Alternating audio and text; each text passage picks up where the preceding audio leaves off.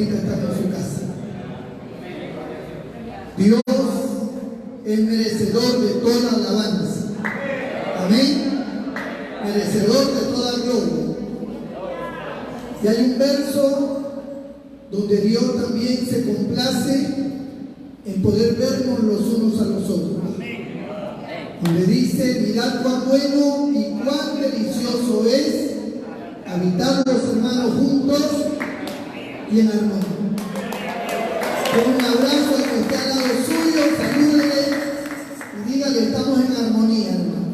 Amén. ¿Cuánto me pagan lo que me deben? Gloria a Dios. Gracias te damos, Señor. Bendito sea Jesús. Saludamos cordialmente a todos los que nos visitan esta noche. Gloria a Dios.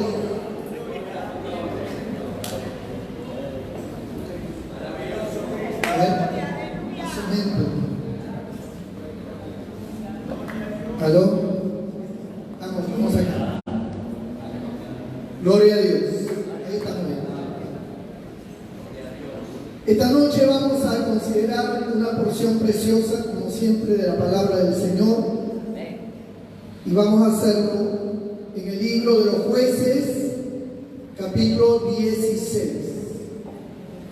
Jueces, capítulo 16. Bendito sea el nombre del Señor. Amén. Séptimo libro de la Biblia, comenzando del Génesis.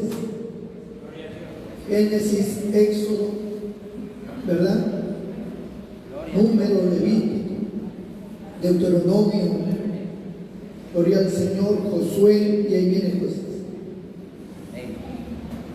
Capítulo 16. Aleluya. ¿Lo tenemos? Gracias te damos, Señor. Damos lectura con la bendición del Padre, del Hijo y del Espíritu Santo. Verso 28. Entonces clamó Sansón a Jehová y dijo: Señor Jehová, acuérdate ahora de mí y fortaléceme. Te ruego solamente esta vez, oh Dios, para que de una vez tome venganza de los filisteos por mis 2 ojos. Hació luego Sansón las 2 columnas de en medio sobre las que descansaba la casa, y echó todo su peso sobre ellas, su mano derecha sobre una y su mano izquierda sobre la otra. Y dijo Sansón: muera yo con los filisteos. Entonces se inclinó con toda su fuerza y cayó la casa sobre los principales y sobre todo el pueblo que estaba en ella. Y los que mató al morir fueron muchos más de los que había matado durante su vida. Hasta aquí la palabra del Señor. Pueden sentarse. No deje de alabar, de bendecir al Señor con todo su corazón. Gloria al nombre de Cristo. Gracias te damos, Señor.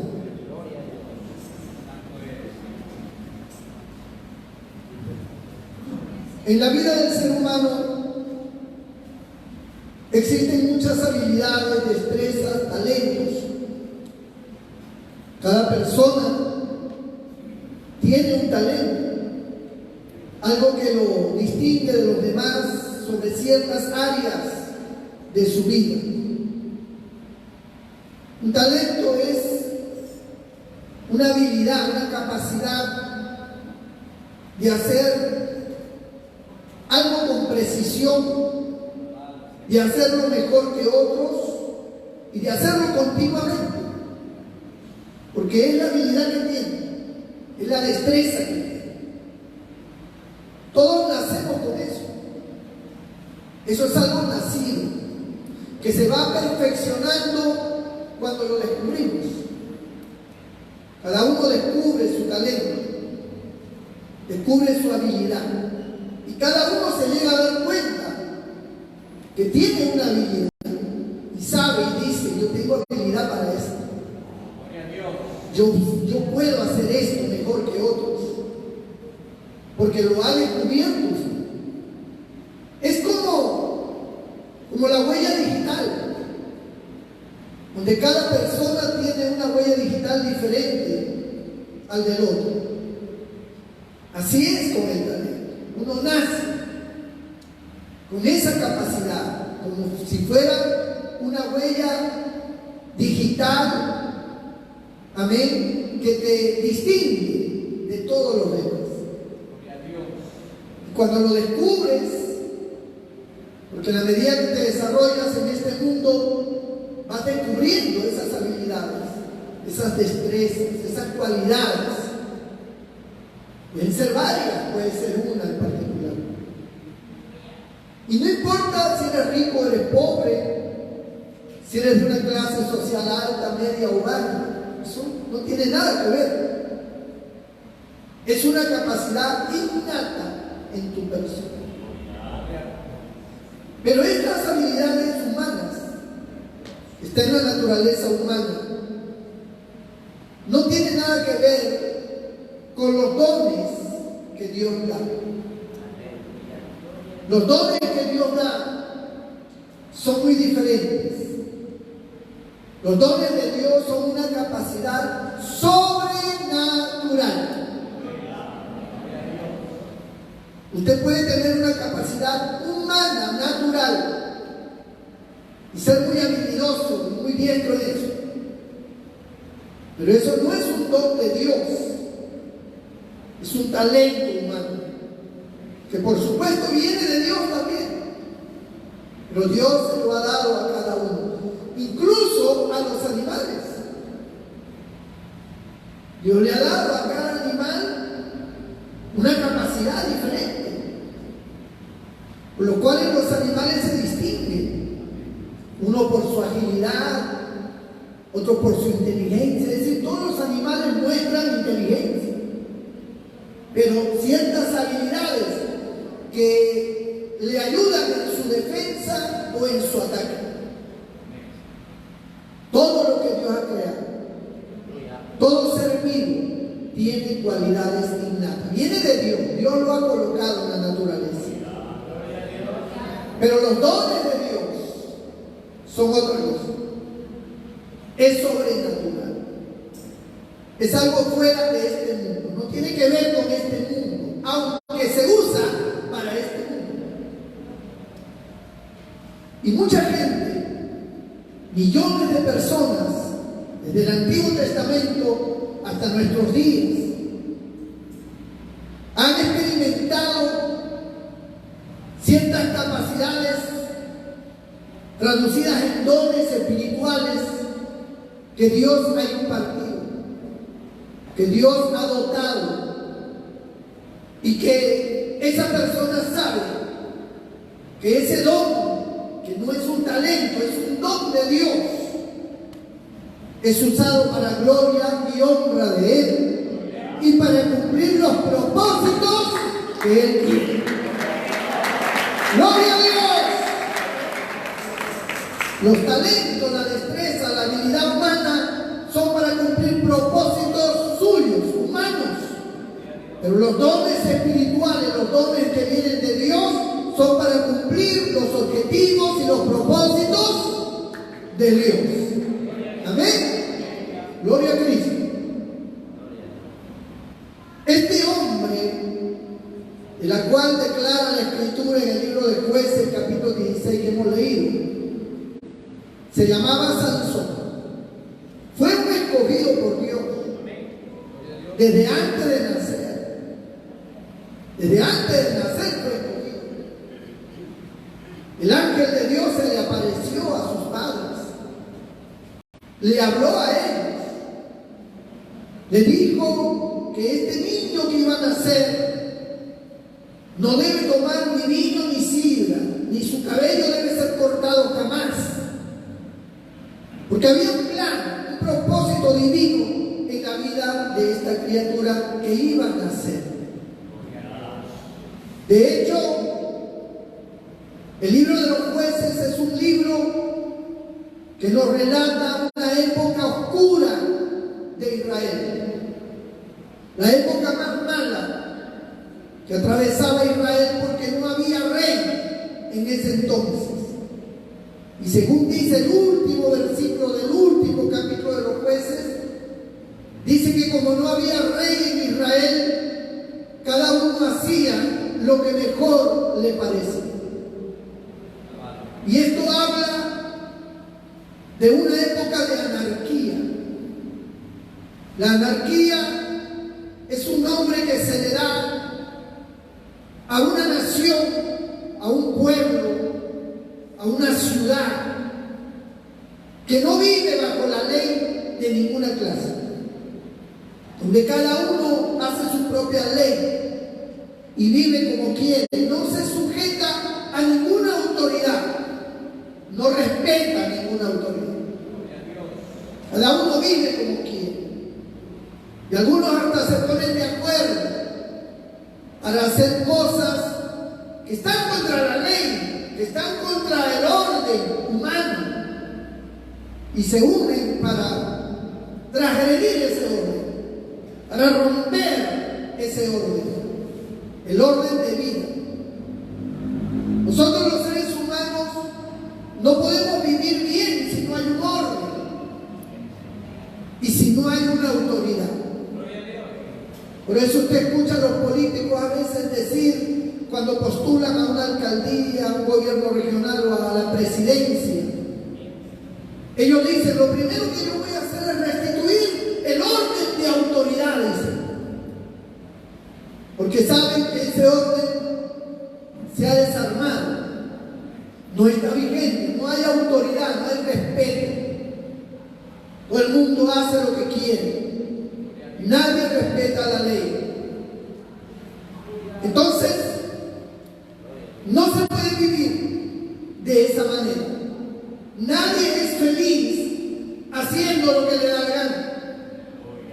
Un matrimonio, una pareja matrimonial, una pareja de novios, de enamorados, no pueden vivir felices si no se respetan,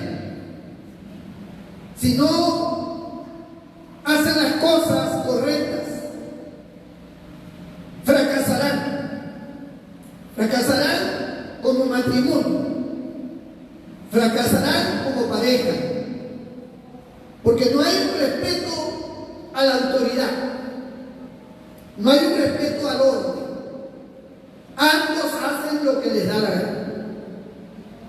Eso genera un fracaso total. Igual la familia, los hijos, los hermanos, los parientes, los nietos, todo el que no respeta la autoridad dentro del hogar, que son los abuelos, los padres, los tíos, el hermano mayor, la hermana mayor. Pero no hay ese respeto, esa consideración, y no hay una sujeción. De hecho, que la familia sufre. Y la familia puede vivir juntos, pero están desintegrados, porque cada uno hace lo que mejor le parece. El hombre, el hijo llega borracho a la hora que quiere, la hija igual, nadie obedece, nadie acata órdenes. La palabra de la madre, la palabra del padre es por gusto. Quien quiera que asuma la autoridad dentro de ese hogar, al no ser respetado, no tiene forma de controlar el hogar. Y ese hogar se va a pique. Esa familia se va a pique. A pique quiere decir que va en caída, hasta desintegrarse. Y se desintegra la familia, y de ahí viene el nombre, familia disfuncional. Es decir, es una familia que no funciona como familia. Está allí. Usted llega a esa casa y usted ve al abuelo, ve al papá, ve a la mamá, a los esposos, ve a los hijos, ve a los hermanos, todos viven ahí. Y todos dicen, pues es una familia. Sí, pero es una familia venida menos, una familia disfuncional, una familia desintegrada porque ninguno de ellos acata ninguna orden de nada. Ninguno de ellos se somete ni se sujeta a nadie, de acuerdo a como la Escritura, la Biblia, Dios lo ha establecido. Ni siquiera conforme los reglamentos humanos y las leyes humanas. Porque si usted no lo sabía, las leyes humanas son muy semejantes a las Escrituras. Tienen ordenanzas que te hacen acatar, obedecer, sujetarte. Pero nadie obedece la ley. Porque nadie la conoce o simplemente su rebelión, su condición, no le permite. Entonces una anarquía. Es una circunstancia oscura. Y así estaba Israel. No había rey, no había autoridad. No había quien impusiera el orden. Porque el orden se tiene que imponer. El orden no es democrático, amado hermano. El orden es impuesto por la ley. Así es el orden, nos guste o no nos guste. Democrático es que nos ponemos de acuerdo sobre un determinado punto para que en mayoría ejerzamos, pero eso es muy diferente a someterse a la autoridad. Toda autoridad ha sido puesta por Dios. ¿Para qué? Para infringir orden. No hay autoridad que no haya sido puesta por Dios. Es un sistema que Dios lo establece. Entonces, Israel hacía lo que le daba la gana. Y por supuesto, donde hay desorden en el sentido espiritual y moral, donde hay corrupción, donde hay pecado, que es lo que genera el desorden, porque el pecado es lo que genera el desorden, pues allí vienen las consecuencias. Eso trae consecuencias tristes, trae enfermedades, trae una situación emocional muy crítica. Hay una manifestación de las tinieblas demoníacas que atacan a la mente, atacan al corazón, al alma. La persona comienza a sentir los estragos de esa influencia mala que te va arrastrando y encadenando y te va llevando a la muerte. Te arrastra a la muerte, sea a la muerte natural, sea a la muerte por violencia, sea a la muerte por enfermedad, pero de que la muerte viene, porque el salario, la paga del pecado es la muerte, dice la Biblia. ¿Entiende eso? Es la consecuencia del pecado, la muerte. Entonces, esta condición de vida genera desorden, aumenta el pecado y trae la muerte, trae la ruina, trae la desgracia, trae la miseria. La gente a veces se pregunta, si Dios es real, ¿por qué permite que haya tantos pobres? Tanta pobreza, porque hay lugares que no tienen que comer, niños que no tienen zapatos, no van a la escuela, viven en condiciones infrahumanas, muy precarias, están desnutridos, enfermos. Si hay un Dios verdadero, ¿por qué permite todo esto?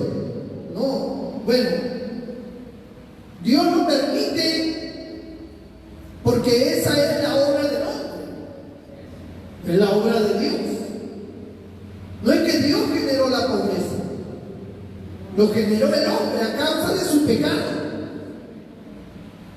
Su pecado ha traído como consecuencia hogares disfuncionales, familias destruidas. El pecado del papá, de la mamá, ha sido trasladada, transmitida también a los hijos. Y los hijos han comenzado a vivir bajo esa influencia negativa, influencia oscura, mala, de las tinieblas. Y eso trae miseria espiritual, miseria moral, miseria física, y las personas se van muriendo y van viviendo de la forma más deplorable y paupérrima que existe. Así es como sucede. No es que Dios quiera eso. No es la voluntad de Dios que usted viva en esa miseria. Todos los que han venido a Cristo pueden dar testimonio de cómo Dios los ha levantado de su vida miserable, les ha dado una nueva vida. ¡Gloria a Dios! Esa es la prueba más contundente de que Dios es un Dios que levanta. Sobre una roca te pondré en alto. Te haré olvidar tus miserias pasadas. Cambiaré tu lamento en baile. Esas son promesas de Dios, del cual damos gloria y alabanza. ¡Aleluya! ¡Gloria a Dios! Israel estaba próximo a un colapso. No había ley, no había rey. Cada uno a su manera. Se contaminaron con los paganos, se contaminaron con los vicios, con la corrupción, con la prostitución, se contaminaron con la idolatría, se contaminaron. Se les pegó en el cuerpo, en el alma, toda esa intoxicación del pecado. Estaba en ellos, adherido a su alma, adherido a su corazón. Eran esclavos del pecado. Y por supuesto, dentro de las muchas consecuencias que el pecado trae, estaba también el dominio del pecador sobre el pueblo de Dios. Los pecadores reinaban. Los filisteos gobernaban sobre Israel. Pueblo pagano, pueblo vil, pueblo miserable. Gobernaban, tenían autoridad sobre Israel, habían controlado a Israel. Ellos hacían lo que querían con ese pueblo. Sansón era una alternativa de Dios. Una alternativa para que ese pueblo tuviera una autoridad que lo guiara primeramente a Dios y después al orden, y que fuera Sansón el libertador, el que iba a cambiar la condición de esa nación, que estaba cautiva no solo por el pecado, sino por los filisteos. Nadie podría solucionar ese problema, porque una vez que el pecado controla la mente y controla el corazón y el cuerpo de una persona, va a llegar un momento en que usted se va a dar cuenta que nadie y nada de este mundo puede librarlo, que no hay forma que te libres. Es como el drogadicto, ¿verdad? Empezó fumando droga como una cuestión de placer, de Y poco a poco se fue enredando y fue más y más y más, hasta que quedó cautivo. Y ahora, antes era un hecho voluntario. Él fumaba en el momento que entendía que podía o quería, pero ahora ya no. Ahora la droga lo domina. Ya no es si él quiere o no quiere, eso ya no interesa, porque su voluntad ha sido controlada por el vicio. Y ahora el vicio le exige y él tiene que obedecer, porque su cuerpo le pide. La Biblia dice que el que hace pecado, esclavo es del pecado. Ahora su cuerpo de un drogadicto está controlado, de tal manera que se cumple lo que dice San Pablo en el capítulo 7 de Romanos, cuando él dice: lo bueno que quiero hacer, no lo hago. O sea, él quiere hacer lo bueno, pero no lo puede hacer. Y lo malo que no quiero hacer, eso hago, dice.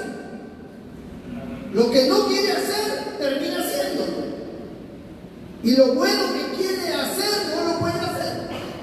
Entonces dice: y aunque dentro de mí, en mi querer está hacer el bien, hay una ley. Es como una especie de fuerza que dice que tiene control sobre mi mente y sobre mis miembros. Y soy arrastrado entonces al pecado. Miserable de mí, ¿quién me librará de este cuerpo de muerte? ¿Por qué dice cuerpo de muerte? Porque sabe que esa condición lo está llevando a la muerte. El pecado te lleva a la muerte.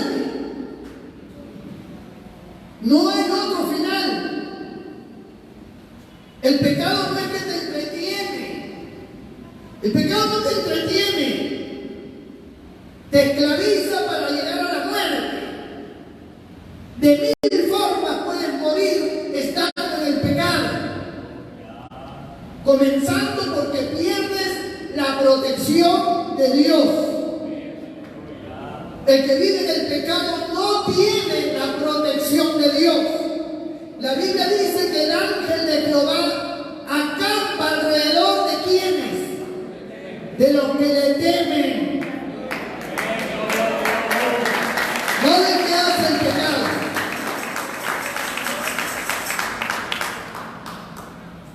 Al perder la protección divina, estás expuesto a la muerte.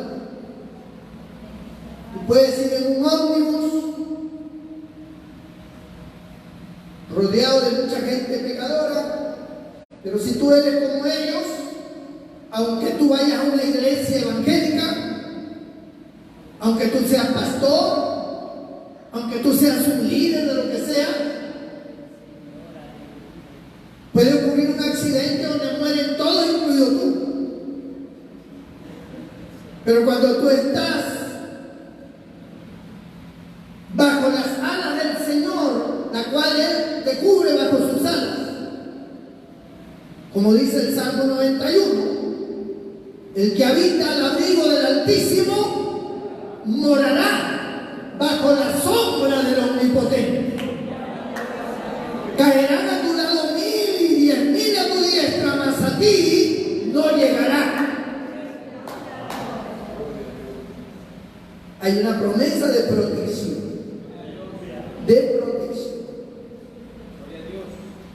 Entonces, te pueden morir por un accidente, te pueden morir porque estás en una discoteca, entras en una pelea y alguien saca un disparo o una pistola y te dispara y te mata, o te apuñala,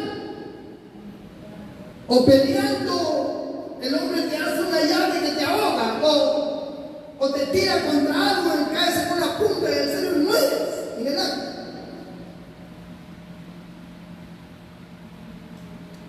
Ayer llegaba al hospital a Mercedes Un mototaxi con un hombre herido de bala, murió ahí. Su niño gritaba, era su papá. Un muchacho, una bala lo traspasó por este costado. Ahí quedó. ¿En qué estaría? ¿En qué pasos andaba? ¿Con quién se juntaba? ¿Cuál era su vida? Era joven, lleno de vida, y murió. Entonces, la muerte acecha al pecador. Y la persona, cuando es tomada por el pecado, quiere zafarse. Porque en su razonamiento, en su lógica, en su entendimiento dice, tiene razón, yo tengo que hacer el bien. Pero como dice Pablo, el querer hacer el bien está en mí, pero no el hacerlo. No puedo hacer el bien. Hago el mal. Me controla el mal. Me arrastra el mal. El pecado me domina. No puedo. Hay gente que dice, no puedo con mi carácter, no puedo. Yo no quiero actuar así, pero cuando yo me molesto, pierdo el control. No puedo evitarlo. Soy capaz de cualquier cosa, en un minuto puedo destruir todo. Tengo un carácter muy complicado, pero ese carácter es la consecuencia del pecado. No es que tú naciste así, ni que tú eres así. Hay gente que dice que yo soy así. No, tú no eres así. Nadie es así. El pecado te ha hecho así. El pecado te ha hecho vicioso. El pecado te ha hecho intemperante, cruel. El pecado te ha vuelto ladrón. El pecado te ha vuelto mujeriego. Te ha vuelto adúltera. El pecado es el que arrastra, el que controla. Y no lo puedes evitar. Como el drogadicto que no quiere drogarse, pero una vez que siente la angustia de la droga, sale corriendo a buscar la droga como sea. No lo puede evitar. Está controlada su mente, su voluntad. Israel estaba así, controlado por el enemigo. Israel no podía zafarse del enemigo, como los hombres y mujeres de hoy no pueden zafarse del enemigo espiritual. Entonces ellos entienden que hay cosas que ni la ciencia, ni la autoridad humana, ni la familia, ni siquiera tú mismo puedes resolver. No puedes, porque es una fuerza mayor. Cuando Cristo vino al mundo, Él encontró una ciudad sometida al pecado, sufriendo las amarguras, las inclemencias del pecado, la angustia y el dolor, cantidad de leprosos, cantidad de mujeres con flujo de sangre, locos, endemoniados, gente paralítica, mendigando. Una vez estuve en la frontera de Guatemala con México. Hay un puente, así más o menos de aquí a la pared, un tramo. Aquí es la frontera mexicana y allá en la pared está bienvenidos a Guatemala. Y tanto en México, en la entrada, en la frontera de México, donde pueden comerciar, comprar todo, había una cantidad innumerable de mendigos, como lo había en la entrada de Guatemala. Pero eso no es algo que nos llame mucho la atención, porque en todas partes hay mendigos. Lo que sí me llamó la atención es que estos mendigos, la mayoría de ellos, de los que estaban en México y de los que estaban en la frontera con Guatemala, eran mendigos deformes. Todos ellos eran deformes, parecían sacados de una película de terror, jorobados, torcidos, con un rostro horrible, uno con una cabeza grande, un cuerpo chiquito. Todos estaban deformes. Y usted los veía y no parecían seres humanos. Parecía que habían hecho un experimento con ellos. Y no era uno, no eran dos. Eran cantidad de mendigos. Y todos deformes. Igual en Guatemala, todos deformes. Y cuando yo vi eso me impactó. Yo dije, ¿qué está ocurriendo acá? ¿Qué está pasando acá que el diablo ha traído esta desgracia? Ha traído esta condición, porque es una condición que el diablo ha provocado. ¿Cuál será la vida de los padres? ¿O cuál habrá sido la vida de los padres de esta gente? ¿Cómo habrán vivido sus familias? Esta es la consecuencia del pecado. Esto no es la voluntad de Dios. Es como cuando nace un niño sordomudo, ciego, atrofiado por alguna situación.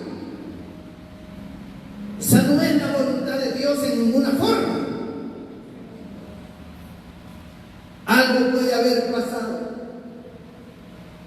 Algunos le echan la culpa a los rayos X, que esto, que lo otro, que aquí, que allá, que le faltó una proteína, que le faltó lo que quiera que puedan decir.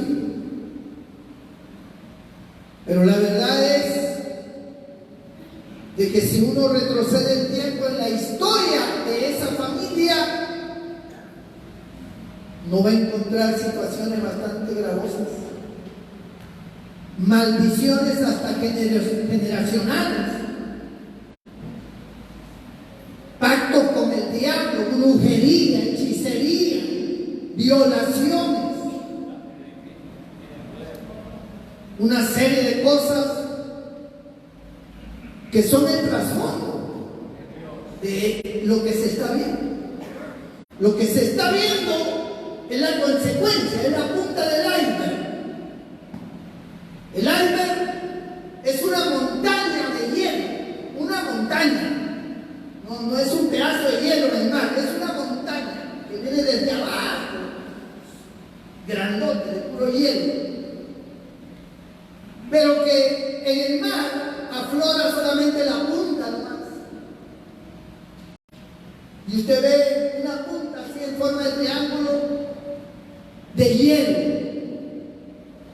Pero debajo del mar hay una montaña de hielo. Y eso es lo que pasa. Nosotros vemos al niño, que es la punta del aire, pero debajo hay una montaña. Una montaña que se ha formado a causa del pecado. Y ahora esas son las consecuencias. Esas son las consecuencias. Terribles las consecuencias. Entonces, Israel estaba en una condición gravosa. Mucho miedo, miseria, vicio, corrupción. Dios decidió ponerle fin a esa situación. Y Dios iba a enfrentar primero al enemigo más grande. Porque eso es lo que hace Dios en la vida de una persona que está atada por el pecado y que está en consecuencias terribles. Dios se enfrenta primero al más grande.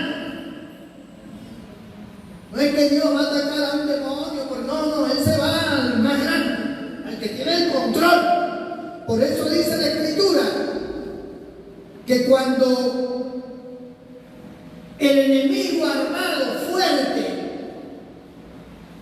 ha tomado control de la casa, dice, viene uno más fuerte que él y lo domina y lo ata. Y entonces esa casa queda libre. Se va al hombre fuerte. El hombre fuerte armado. Dios, cuando trata con tu vida o con la mía, como lo ha hecho, Él no se va al daño colateral, a los problemas adyacentes. Él se va al problema de fondo. Él se va al asunto principal que te tiene así. Él va a destruir al enemigo más fuerte. A él lo va a destruir primero. Y luego te dará la fuerza para que tú destruyas a los que son más débiles. Alabado sea el nombre del Señor. ¡Gloria a Dios!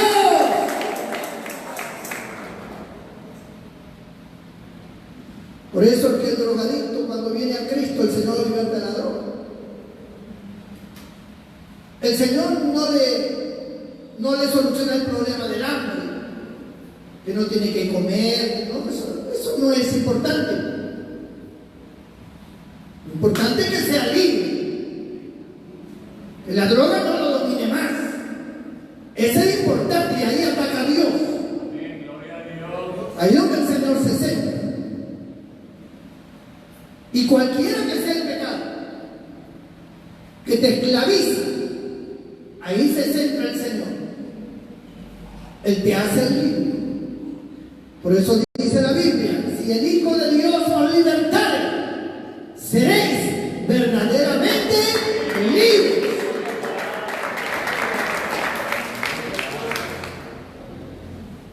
Una fuerza extraordinaria, divina, aparece.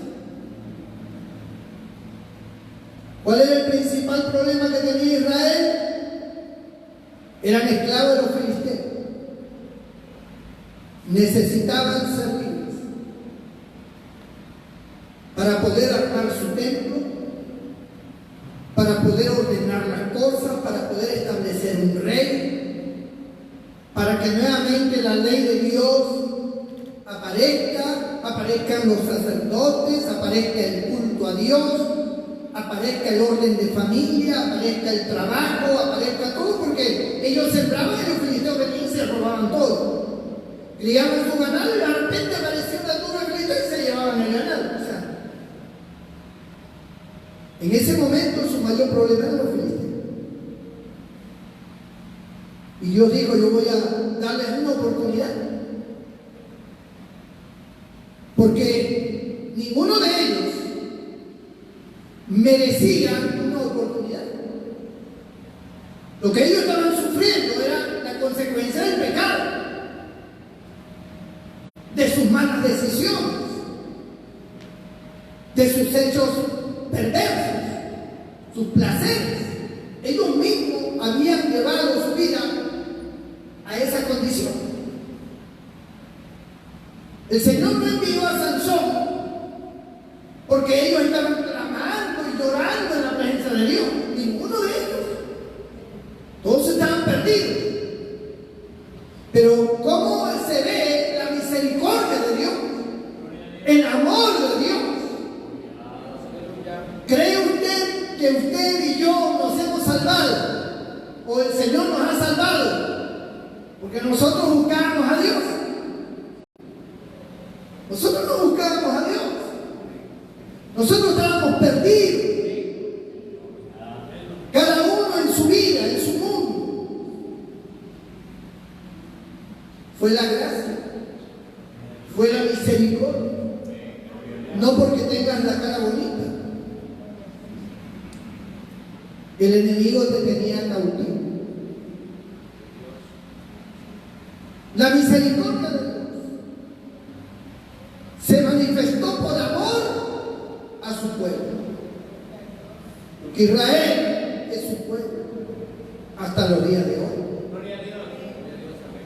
Así como lo es la iglesia. Y por amor a su pueblo, por amor a todos esos niños que sufrían y lloraban, por amor a esos ancianos que ya no tenían fuerza y tenían que sufrir las inclemencias de los filisteos y de la maldad, por causa de tanto llanto, de tanto dolor, de tanto quebrantamiento, porque eso es lo que trae el pecado: quebrantamiento, llanto, dolor. Por causa de ese dolor, no por la búsqueda de Dios, sino por su dolor, Dios tuvo misericordia y dijo: voy a enviar a un hombre que va a destruir a los filisteos, los va a destruir. Entonces le habla a la madre y le dice: van a nacer un niño, le pondrá por nombre Sansón, porque hasta el nombre le pone Dios, para que todos sepan que es de él. Cuando le dijeron a Zacarías: ¿por qué le pones Juan si nadie en tu familia se llama Juan? Entonces Zacarías se escribió porque no podía hablar en una otra vez, porque Dios me dijo que le pusiera Juan. Porque los que son de Dios tienen un nombre puesto por Dios.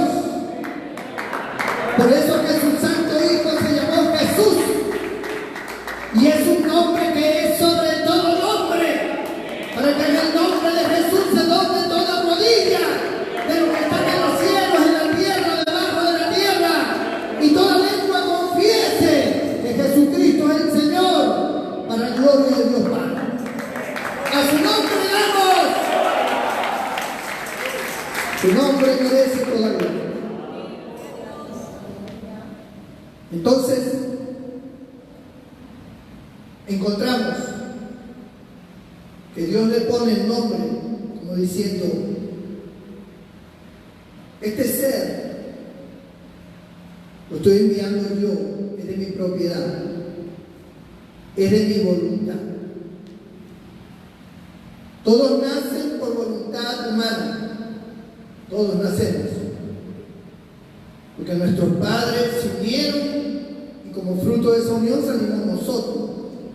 Es un sistema adecuado por Dios y así es. Pero hay ciertos personajes en la historia de Dios que no nacen por voluntad de los padres, nacen por voluntad de Dios. Y Sansón era uno de ellos. Nació por voluntad de Dios. Y Dios colocó en este niño un poder sobrenatural. No le corten el cabello, será nazareo desde su nacimiento. Este niño no tomará vino ni sidra. Él está apartado para mí. Él hará mi voluntad. Y cuando creció este niño y se hizo hombre, este niño descubrió que en él había un don especial. Tenía una fuerza sobrenatural. Era como el increíble Hulk. Así era. Usted lo veía, era un hombre normal. Aparentemente normal. Seguro tenía una musculatura, pero estaba dentro de lo normal. A él no se le veía como un gigante o con unos brazazos. No, era un hombre normal. Pero en él había una fuerza inexplicable. No se podía explicar. Él podía levantar un camión con una mano. Un camión, un trailer. Él la podía levantar con una mano. Así era la magnitud de su fuerza. Entonces,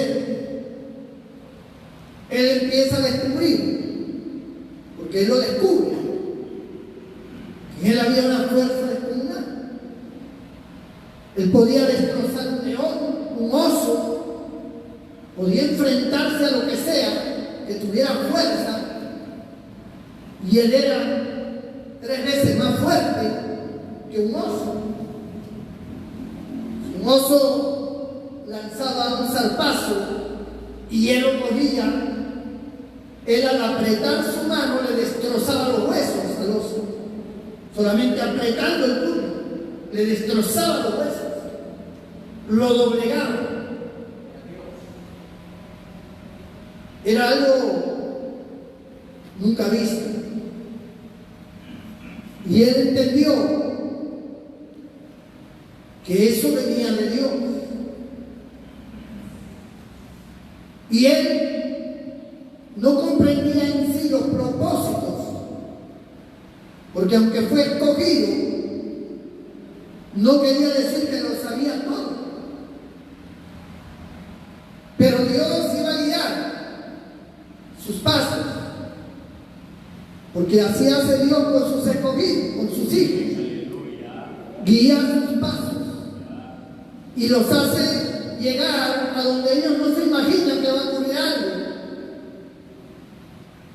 Pero dice la Biblia que los que somos guiados por el Espíritu de Dios, pues somos los hijos de Dios. Entonces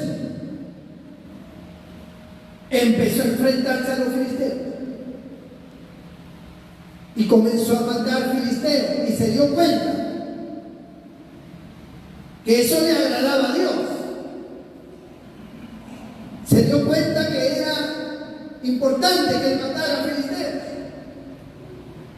y comenzó a matarlos y comenzó a enfrentarse, y los filisteos comenzaron a tenerle miedo.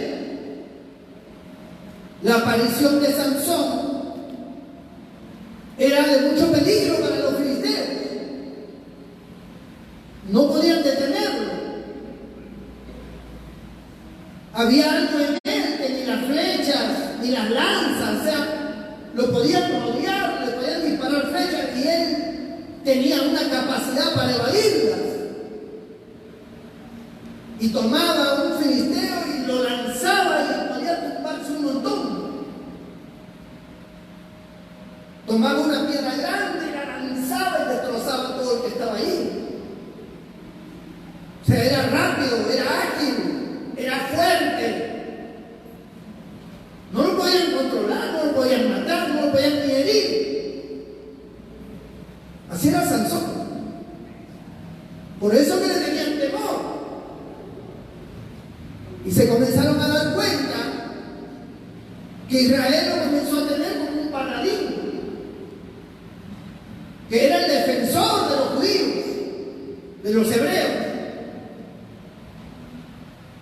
Israel comenzó a sentirse ya libre de sus captores, libre de sus verdugos, porque Sansón, su presencia, hacía huir a los filisteos. Tenía el don de Dios. Nadie puede contra el don de Dios.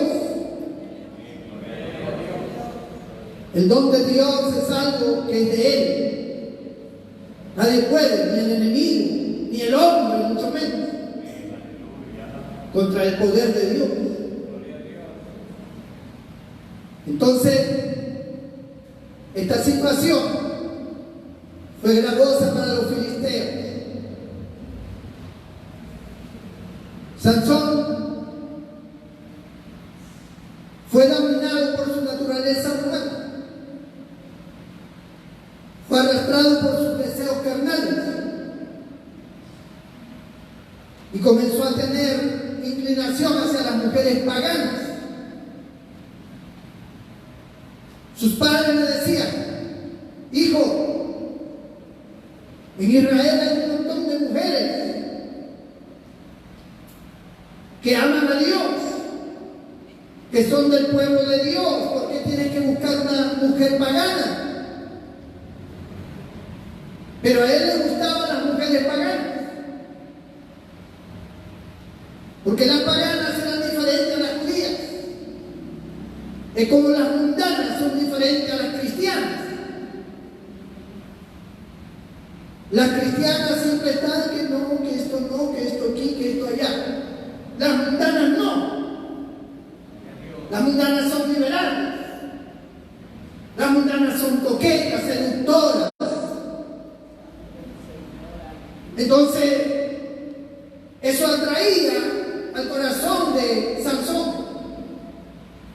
Le gustaba la manera como hablaban las mundanas, le gustaba la forma de la mundana, la manera de vestir de la mundana, el cuerpo de la mundana, su sensualidad, que no lo veía en Israel. En Israel veía todas tapadas de arriba abajo, pero las paganas no, las paganas andaban enseñando todo. Y Sansón era seducido por eso. Era como su talón de Aquiles, era su punto débil. El enemigo comenzó a atacarlo por allí, porque el enemigo no podía detenerlo. Cuando él actuaba bajo el poder de Dios, no lo podían detener. Él destruía la obra demoníaca. Entonces comenzó el enemigo a trabajar y se enamoró de una prostituta llamada Dalila. Dalila era algo especial para él. Era de esas mujeres que te hacen todos tus gustos, de esas mujeres que te comprenden. Así era Dalila. Dalila estaba al lado de él. También le gustaba Sansón. Sansón era un hombre apuesto. Y Sansón era, por llamarlo así, indestructible. Los filisteos se dieron cuenta de la afinidad que había entre Sansón y Dalila. Y entonces llamaron a Dalila y le ofrecieron muchas cosas. Una mujer como ella era una mujer ambiciosa, de esas mujeres que no actúan por amor, sino por interés. Y al serle ofrecido tantas cosas, pues ella accedió entonces a la voluntad de los filisteos. Y le dijeron: quiero que descubras cuál es la razón de su fuerza, de dónde procede su fuerza, porque esto no es normal. Algo debe de tomar, algo debe de comer que nosotros no sabemos que le da esa fuerza. Porque eso no es normal. Un día se fue a la ciudad de los filisteos y sacó la puerta de la ciudad.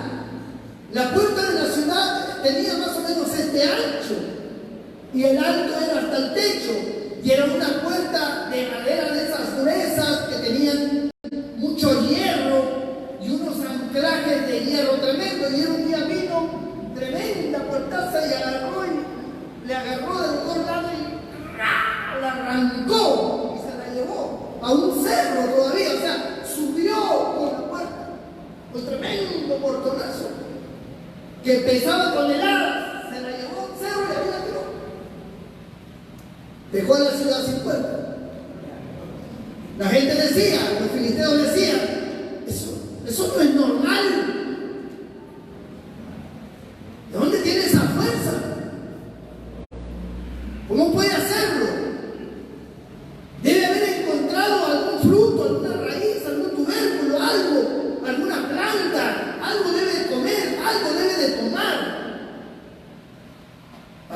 esa fuerza, porque ellos no sabían de los dones de Dios ni nada de esas cosas. Ellos entendían que esto era una cosa que lo producía algo.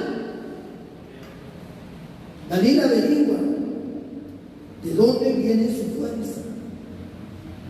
Tú eres la única que puede lograrlo. Nosotros no podemos.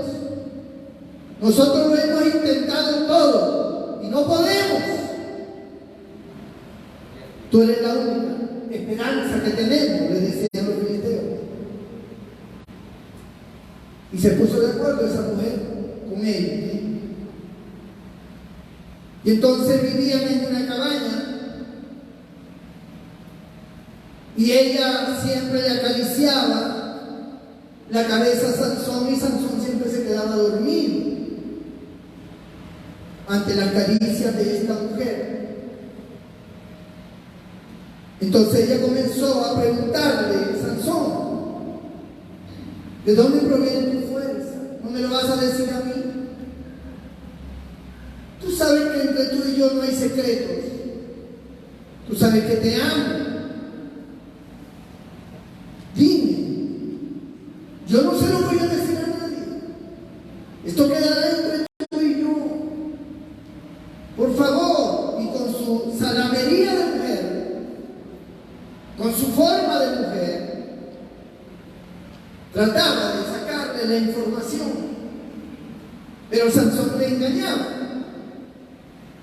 Le decía: si a mí me atan con ciertas ramas de cierta planta, si me atan con eso, yo pierdo mi fuerza. Él no hablaba de dónde procedía su fuerza, pero él decía que él perdía su fuerza si lo ataban con eso. Entonces, ella le comunicaba a los filisteos iban y buscaban esas ramas, se la traían, y cuando Sansón se quedaba dormido, le amarraba a Dalila con esas plantas. Y luego le decía: Sansón, los filisteos sobre ti. Y cuando Sansón se levantaba, como si fueran hilos, rompía aquellas cuerdas de planta. Entonces ella se molestaba y decía: me has engañado. Y él se reía, lo tomaba como una broma, como algo jocoso. Y ella se molestaba en su forma, en ese tipo de molestia que tienen las mujeres, porque no le dan su capricho, pero no era una molestia de cólera, sino queriendo hacer que él se retracte. Entonces: ya no te preocupes, mira, si haces esto otro, y así hubieron varias cosas, y todas ellas eran falsas. Pero tanto va la fuente al cántaro hasta que se rompe. Porque todo tiene su límite. Todo. Y llegó un momento en que Sansón le dice: te voy a decir la verdad, solamente a ti te la voy a decir. Yo soy nazareo de nacimiento. Mi cabello jamás ha sido tocado por navaja alguna. Toda la fuerza que yo poseo se radica en mi cabello. Si me cortan mi cabello, seré un mortal más. Seré como cualquier hombre. Y esta vez Dalila entendió que le hablaba con sinceridad. Porque cuando una persona habla con verdad, la verdad tiene algo muy particular, la verdad se siente. Cuando alguien te habla con verdad, mirándote a los ojos, tú sientes que te está hablando con verdad, que no te está engañando, porque así, esa es una de las cualidades de la verdad. Cuando la persona miente, no se siente nada. Pero la verdad sí, porque la verdad es parte de la naturaleza de Dios. Dios es verdad. Su palabra es verdad. Bendito el nombre del Señor. Gloria a Dios.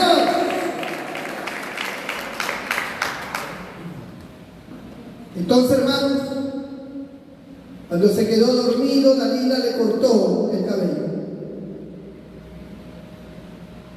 Y esta vez los filisteos rodearon la casa. Y Dalila le dijo: Sansón, los filisteos sobre ti. Y aparecieron los filisteos, y cuando Sansón quiso reaccionar con su fuerza, se dio cuenta que no tenía fuerza, que ya no sentía esa fuerza sobrenatural, que su puño no tenía el efecto, que ya no podía tomar cosas pesadas como antes. Y los filisteos le cayeron arriba y lo agarraron y lo amarraron. Ahora sí ya no podía romper las cuerdas. Fue atado y fue llevado al palacio principal. No sabían qué hacer con él. Entonces dijeron: no vamos a correr riesgos, hay que sacarle los ojos. Y le sacaron los ojos. Sansón se quedó ciego. Luego lo amarraron en un molino y lo hicieron empujar el molino vuelta tras vuelta, como si fuera un buey, un animal. Y ahí estuvo Sansón. Le cosieron los párpados. Se burlaron de él. Otra vez comenzaron a tomar control sobre Israel. Y todo esto fue degradante, fue triste. Déjeme decirle algo, y quiero que lo entienda bien. Hay personas que, al igual que Sansón, juegan con el pecado. Ellos viven en el pecado, saben el pecado. Sus vidas van y vienen en el pecado. Aparentemente todo está bien, pero como dije, el pecado tiene un salario. El salario es la muerte. El pecado tiene un camino. Tú empiezas acá en el pecado y el pecado te va llevando por el camino. Puede ser un camino de días, puede ser un camino de semanas, de meses o de años, pero te sigue llevando, te sigue empujando hasta que llegas acá, donde está la muerte.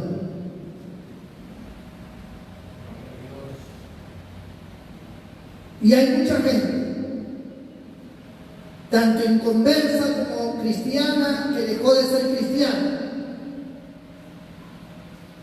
en el cual el pecado lo ha ido arrastrando a un punto de muerte. Toda su vida vivieron en el pecado: vicio, borracheras, orgías, viviendo como les daba la gana. Y el pecado comenzó a lastimarlos hasta que se enfrentaron a una realidad, la muerte, hasta que se encontraron con una voz de los médicos que le dijeron: ya no podemos hacer nada, lo lamentamos, le queda solo tanto tiempo de vida. O llaman a la familia y le dicen: llévelo mejor a su casa, denle todo lo que quiera porque ya no hay nada que hacer, se va a morir. El pecador, si algo teme, es la muerte, porque el alma del pecador siente su destino final. Él siente a dónde va a ir. La gente puede opinar y decir y creer lo que quiera. Hay gente que dice: yo no creo en el infierno, yo no creo en esas cosas, son mentiras.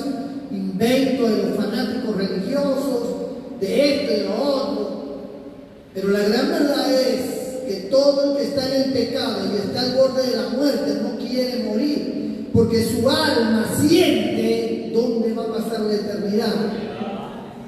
Lo siente. Aunque él no lo comprenda en su razonamiento humano, pero su alma lo siente. Y entonces se aferra a la vida. No quiere morir. Sus ojos se desorbitan, se sobresalen, su rostro se desencaja.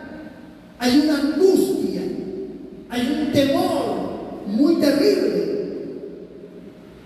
Mucha gente ha entendido que es la consecuencia de su vida pecaminosa. Muchos de ellos han llamado a un pastor. Muchos de ellos han oído una palabra de Dios, se han arrepentido, han pedido a Dios una oportunidad. Y a veces,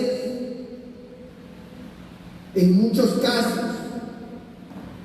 especialmente cuando se trata de creyentes que han conocido la palabra de Dios, pero que se han apartado, o que han estado en la iglesia y al mismo tiempo apartados, practicando el pecado en oculto.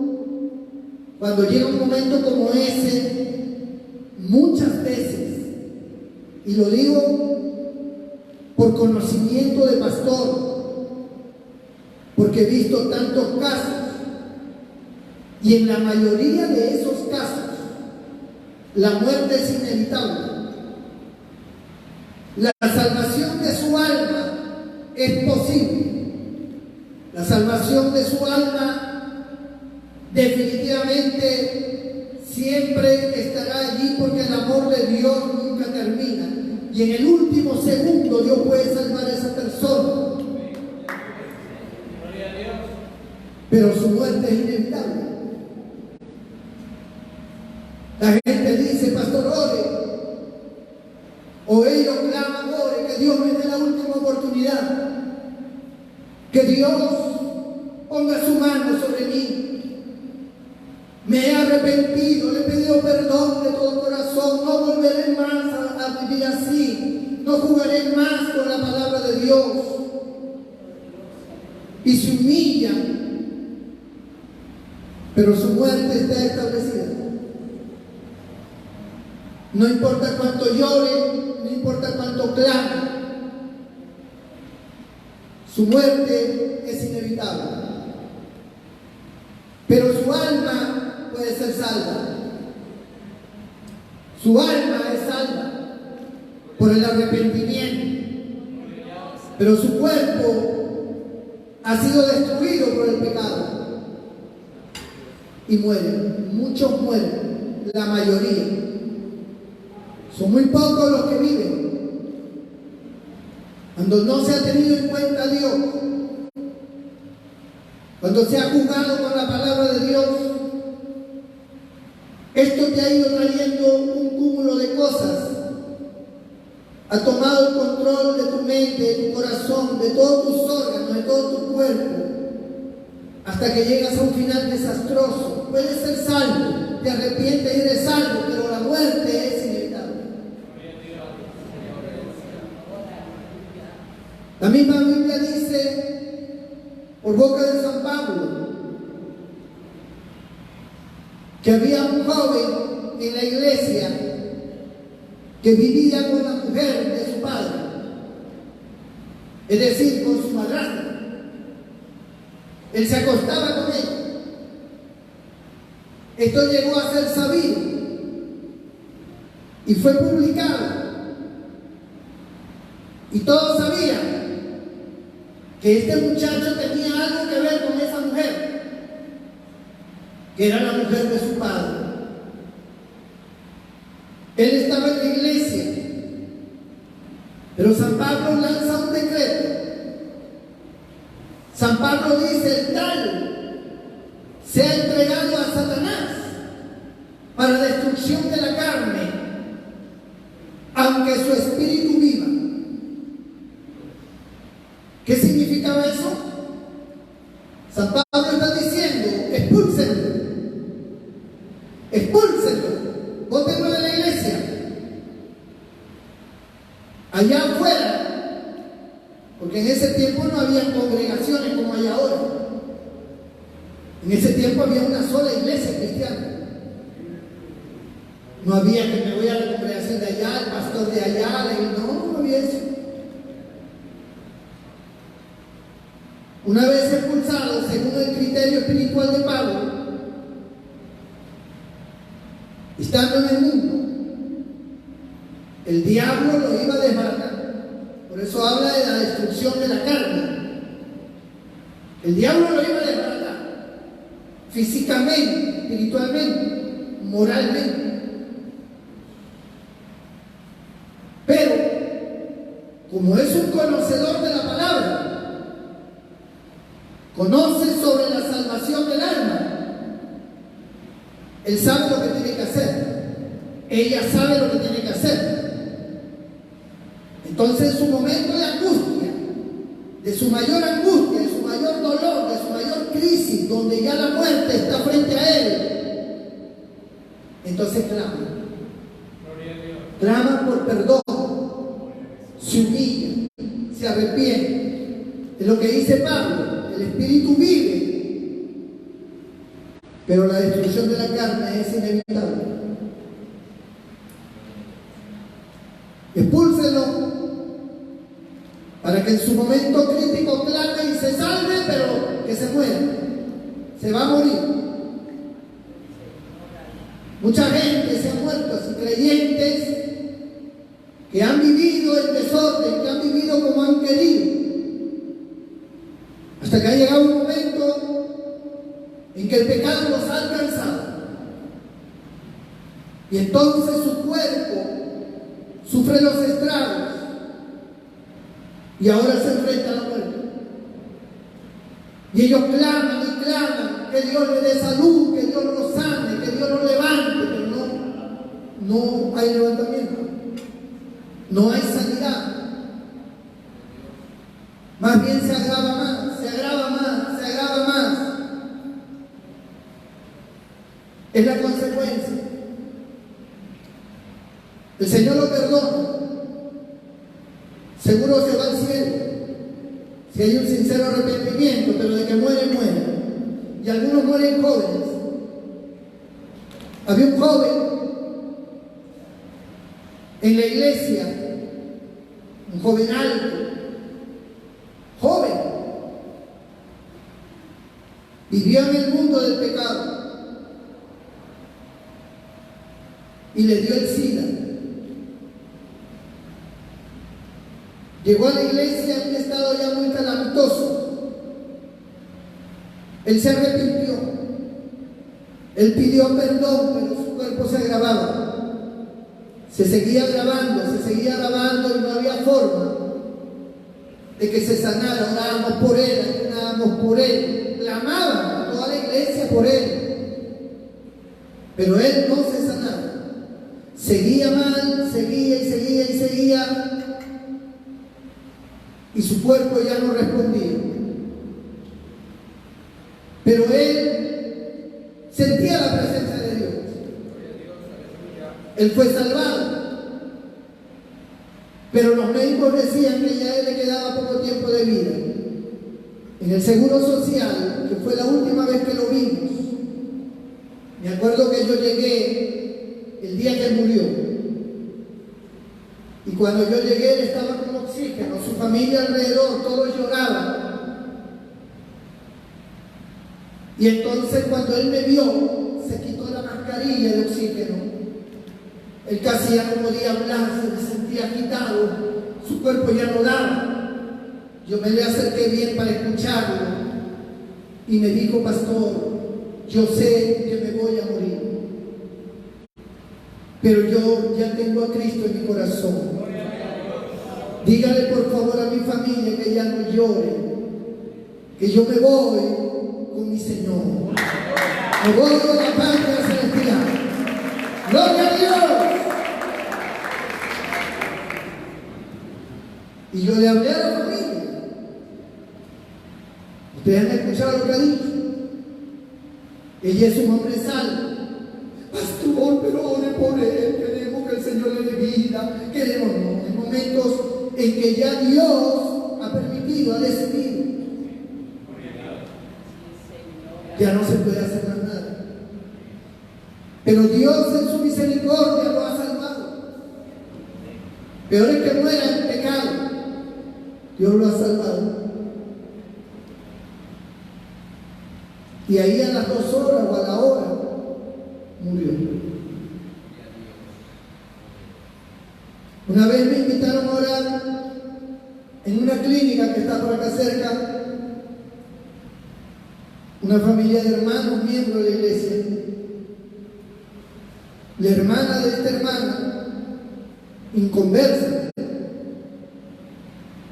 había sido traída de un pueblo de no sé dónde a una clínica.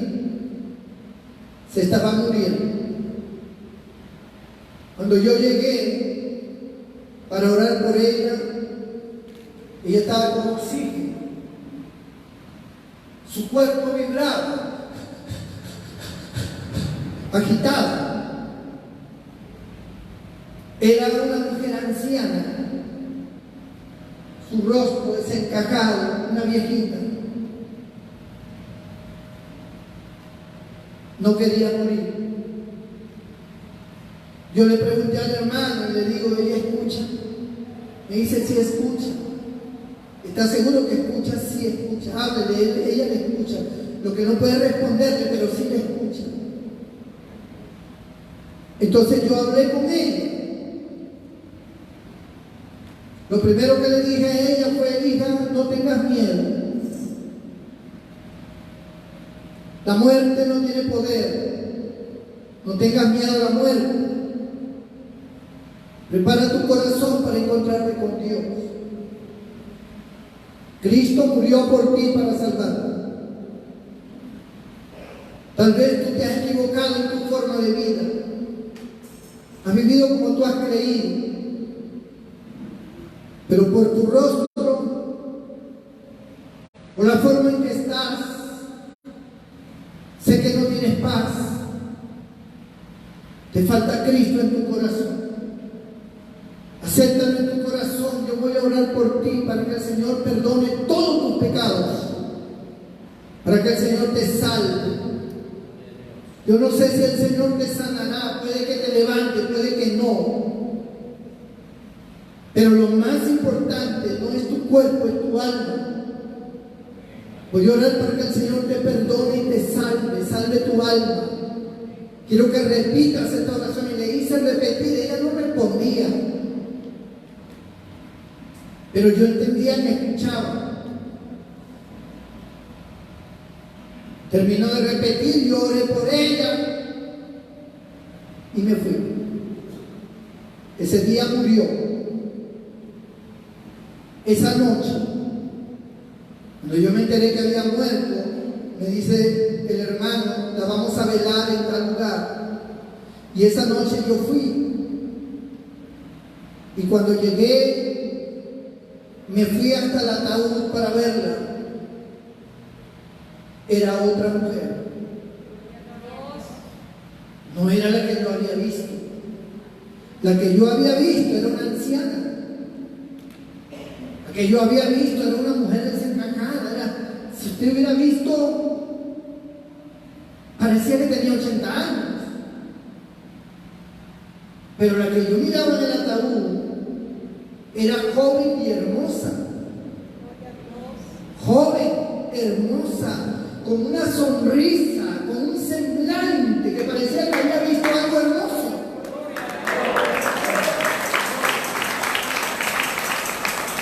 Yo llamé al hermano. Yo, oye, ¿ella es la que oramos esta tarde por ella? Sí, pastor, ella es. Me dice, no puede ser. La que yo vi era una mujer anciana, sí, pastor.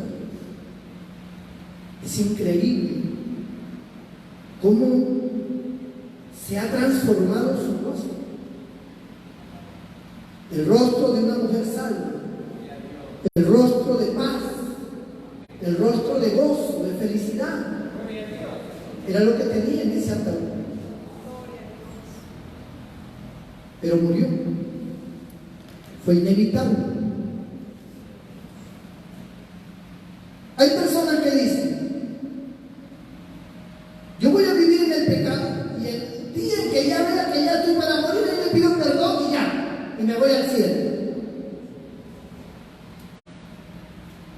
La gente habla porque tiene boca. La gente no sabe lo que dice. Primeramente no sabe porque esas palabras son un desafío abierto a Dios. Esas palabras son como diciendo, bueno, pues yo voy a vivir como me da la gana, Señor, y aunque te guste o no te guste, igual, voy a vivir como me da la gana, y en el último momento me vas a tener que salvar. O sea, su intrepidez no tiene límite. Su desafío, su condición no le hace ver lo que está diciendo. Que pueden morir sin oportunidad. Las personas creen que es así. Por eso hay gente que dice, no, yo voy a vivir la vida, voy a disfrutar, voy a bailar, voy a tomar, y ya cuando esté viejito me arrepiento. Necio, esta noche vienen a pedir tu alma.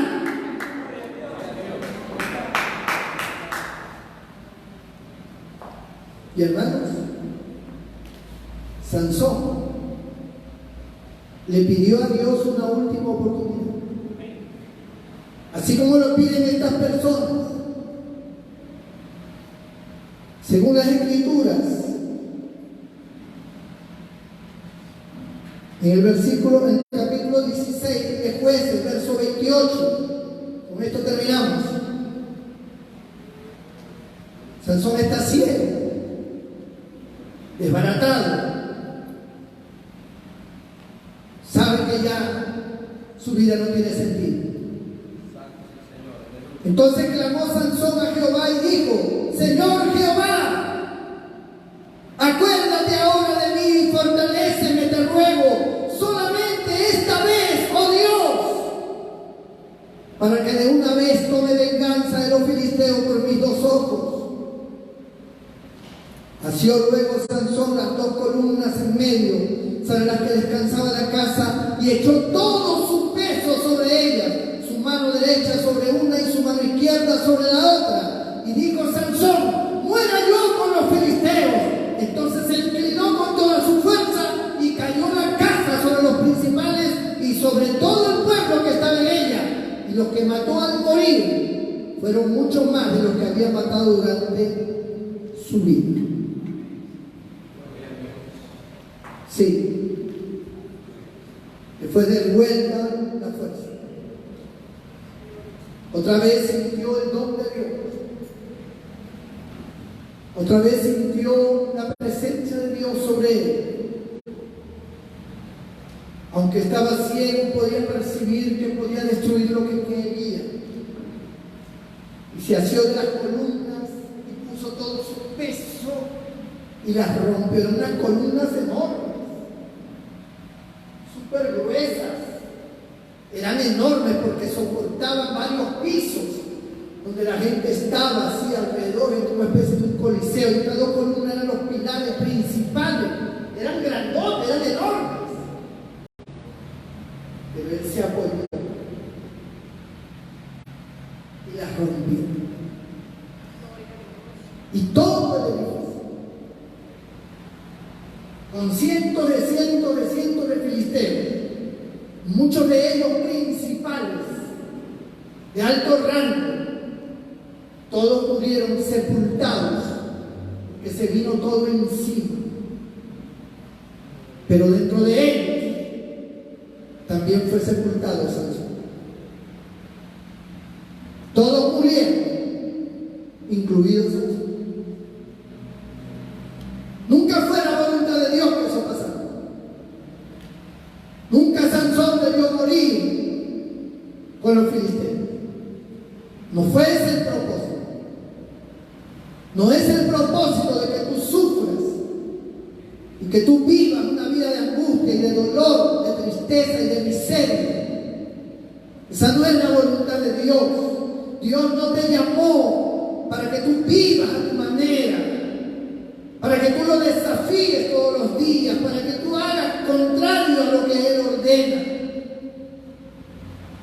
Te cogió, te salvó, te limpió cuando estabas en el muladar, te limpió, te lavó con su sangre, te hizo nueva criatura, te bendijo, te prosperó, cambió tu vida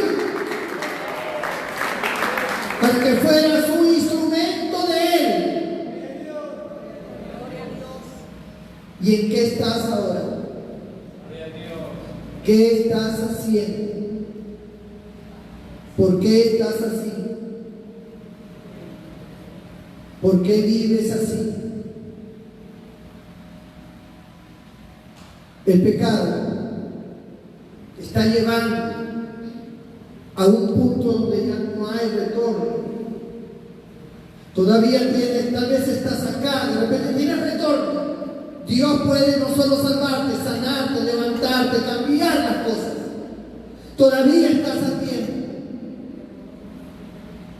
Pero si sigue pasando el tiempo y continúas, vas a llegar acá, y acá ya no hay retroceso.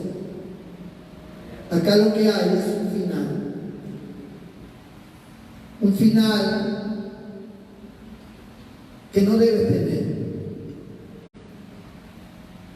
Porque un día la iglesia pasará por esa evaluación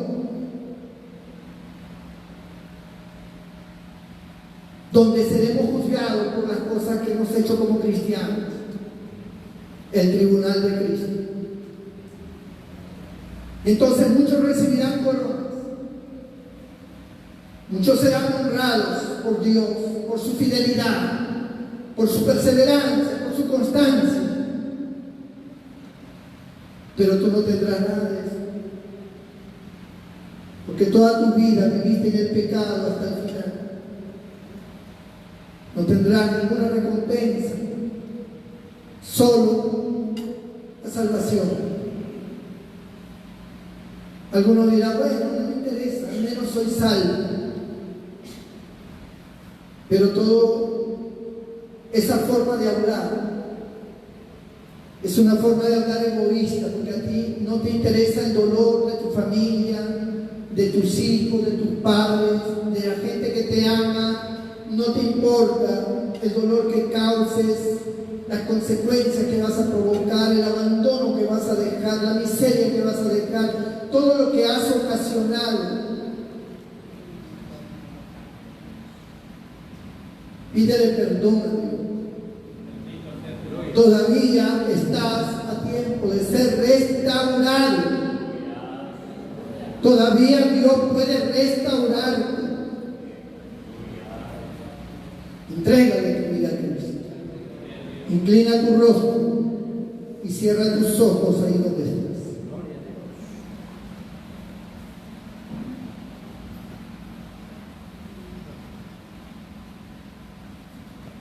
Bendito el nombre del Señor.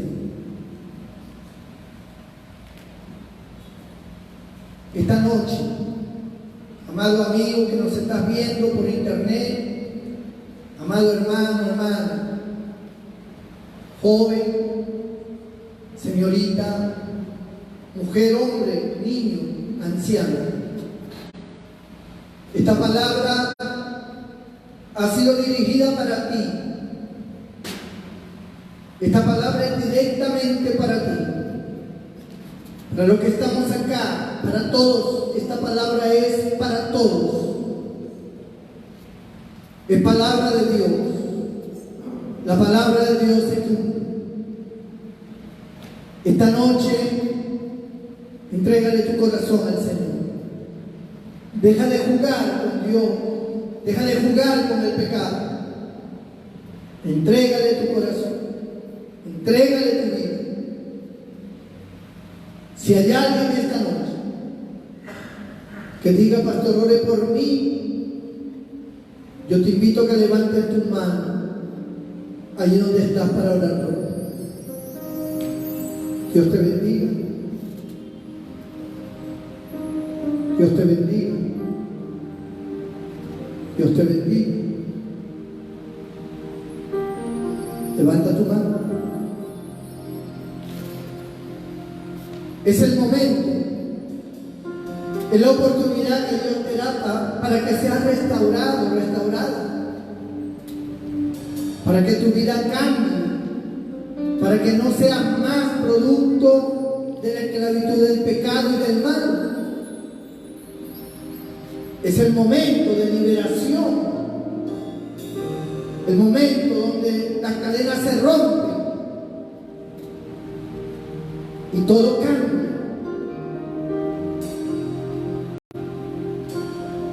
El que levantó su mano, póngase de pie.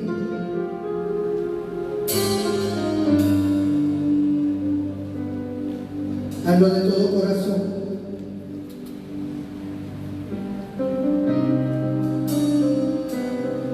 Hay más vida poniéndose de pie. Vamos, no es difícil.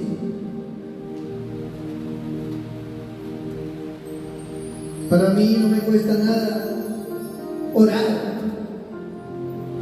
¿Para qué tanto llamado? ¿Para qué tanto te insisto? ¿Qué gano yo con eso? No se trata de mí. Es Dios dándote la oportunidad. Es Dios queriendo bendecir. Él conoce tus caminos, Él conoce tu corazón, Él conoce tu mente. A Él no le podemos engañar. Nos podemos engañar a nosotros mismos. Podemos engañar a la familia, a los hermanos de la iglesia, al pastor.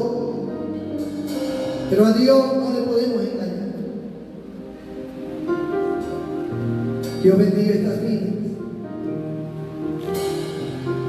Toda la iglesia se pone de pie. Vamos a orar por todas estas vidas que se pusieron de pie anteriormente. Vamos a pedir a Dios con todo nuestro corazón. Los que se pusieron de pie pidiéndole perdón a Dios, dígale: Señor, perdóname de mis pecados. No tengo excusa. Soy un pecador, una pecadora. Perdóname. Perdóname. Pídele perdón. Usa tus propias palabras.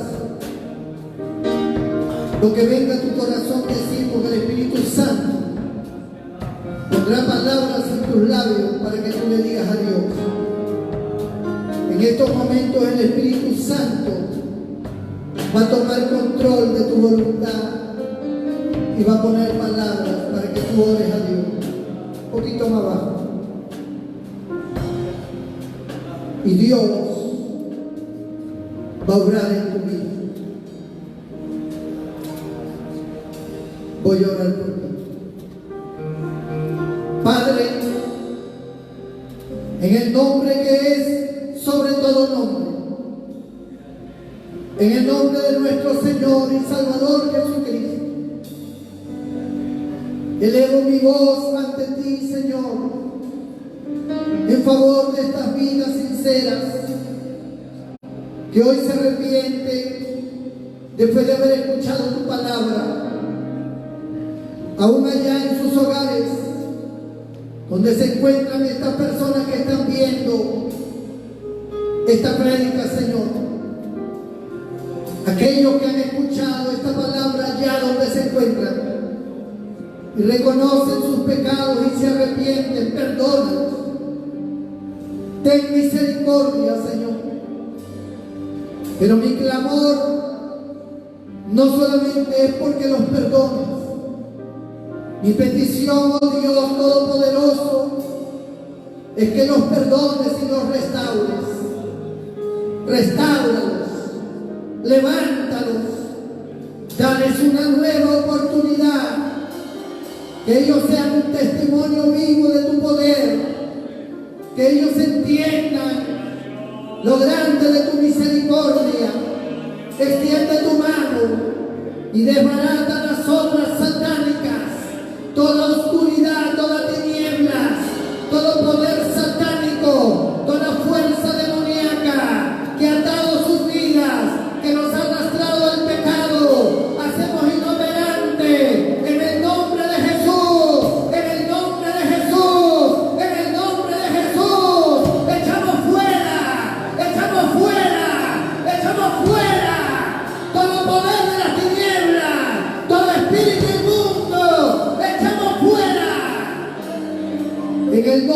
Jesús sean perdonados, restaurados y bendecidos en esta hora, Señor. En el nombre de Cristo. Amén y amén.